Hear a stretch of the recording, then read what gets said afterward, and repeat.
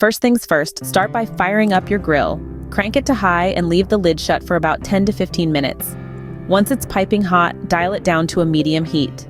As the grill warms up, grab a bowl. Whisk together 3 tablespoons of honey, 3 minced cloves of garlic, 3 tablespoons of soy sauce, half a cup of ketchup, and 1 teaspoon of garlic powder. Mix it thoroughly until you achieve a smooth, shiny glaze.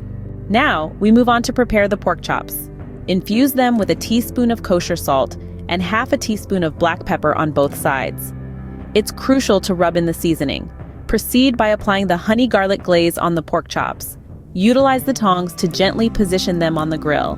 The dual application glaze tactic allows the flavors to seep deep into the meat, promising every bite to be a harmonious blend of sweet and savory. Once the chops are beautifully golden and the glaze is caramelized, it's time to remove them from the grill.